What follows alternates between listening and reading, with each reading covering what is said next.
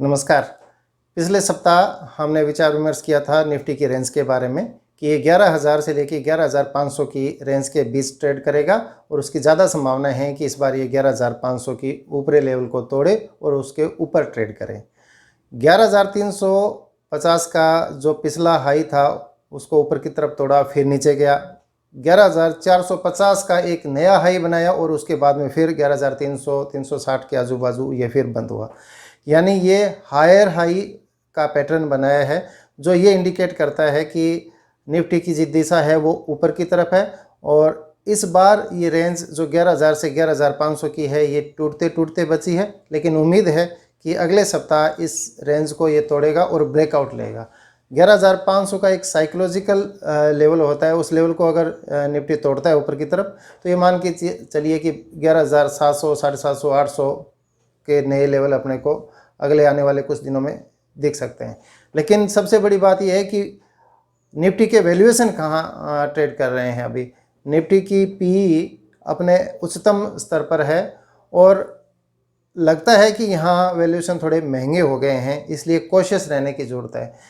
ऐसा नहीं है कि निफ्टी के सारे स्टॉक्स की पी ज़्यादा है। कुछ ऐसे स्टॉक हैं जो अपने बुक वैल्यू से नीचे भी ट्रेड कर रहे हैं और कुछ ऐसे स्टॉक हैं जो उसके ऊपर ट्रेड कर रहे हैं। इसलिए स्टॉक स्पेसिफिक होने की आवश्यकता है।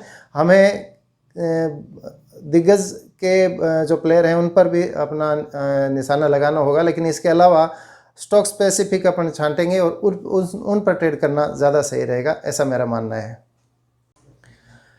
निफ्टी 11,500 की रेंज में लगातार पिछली 5 वीकली एक्सपायरी से ट्रेड कर रहा है। ये 11,100 से लेकर 11,300 केवल 200 पॉइंट के बहुत सीमित दायरे में पिछली 5 वीकली एक्सपायरी हो रही हैं। ऐसा बहुत कम देखने को मिलता है कि जब इतनी सीमित रेंज में निफ्टी अपनी ट्रेडिंग करे। आप ये सोच रहे होंगे कि इतना मार्केट सीमित दायरे में है तो किसने पैसे कमाए होंगे या बिल्कुल निवेशकों को कुछ लाभ नहीं होगा, लेकिन ऐसा बिल्कुल भी नहीं है। जो ट्रेडर 11,000 और 11,500 के रेंज के हिसाब से अपना ट्रेड करते हैं और ऑप्शन में काम करते हैं, जिन्होंने 11,500 के कॉल ऑप्शन लगातार बेचे और 11,000 के जो पुट ऑप्शन लगातार जिन्होंने बेचे, वो इस अवधि में अच्छा मुनाफा कमा के गए। लेकिन चूँकि रेंज अभी ब्रेक नहीं हुई, इसलिए अभी तक जो मार्केट रहा वो ऑप्शन सेलर का रहा। हो सकता है रेंज अगर ब्रेक हो तो ये ऑप्शन बायर का एक बार मार्केट रहे। इंडिया विक्स 20 से नीचे आया है, जो स्टेबिलिटी का संकेत है, तो इसलिए बहुत बड़ी उठापटक फिलहाल मार्केट में दिखाई नहीं दे रही है। बायस पॉजिटिव है।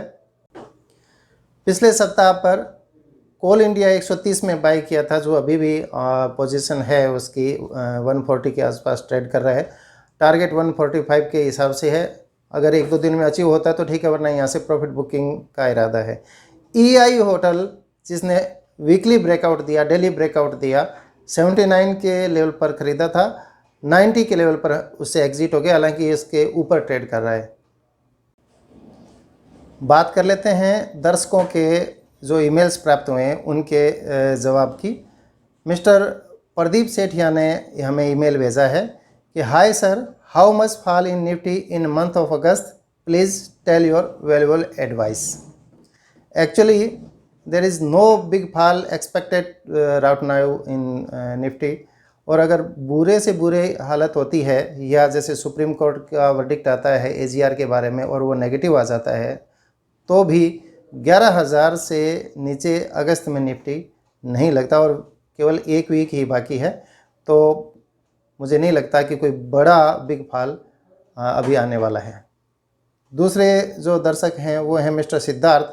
इन्होंने पूछा है, नमस्ते भारी सर, मैंने 34 रुपये 5 पैसे पे PNB 3700 शेयर ले रखे हैं। काफ़ी टाइम से ये 34 तक जाके वापस नीचे गिर जाता है। क्या इन्वेस्टमेंट रखूं या किसी और स्टॉक में इन्वेस्ट करूं लॉन्ग टाइम के लिए, प्लीज़ बताइए।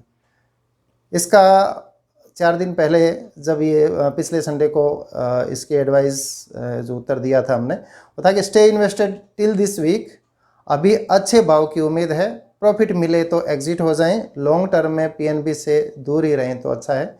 और दूसरा हमने इनको वापस ईमेल रिप्लाई किया था कि 34 रुपये से ऊपर जाए तो 34 का स्टॉप लॉस लगा के आप 37 से 38 तक का टारगेट इसको हो सकता है। तो ये लगभग 36 के आजू बाजू ट्रेड कर रहा है। मुझे लगता है अच्छा प्रॉफिट हो रहा होगा, तो पार्शियली प्रॉफिट बुकिंग कर सकते हैं।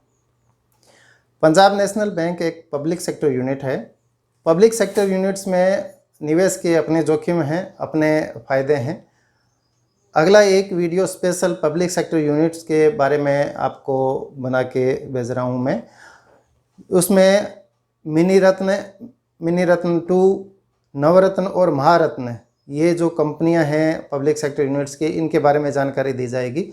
कौन कौन सी कंपनियां प्रॉफिट में चल रही हैं, क्या उनके क्राइटेरिया हैं, क्या उनकी डिविडेंड यील्ड है, और उन पब्लिक सेक्टर यूनिट्स में किन में कंपनियों में प्रॉफिट मेकिंग की संभावनाएं ज़्यादा हैं और कहाँ थोड़ा दूर रहना चाहिए। इसके लिए एक स्पेशल वीडियो नेक्स्ट शूट में आपको भेजा जा रहा है। अपने सवालों के जवाब हासिल करने के लिए आप askjkbhari@gmail.com पर अपने सवाल भेज सकते हैं। चैनल्स को लाइक और सब्सक्राइब करें। धन्यवाद।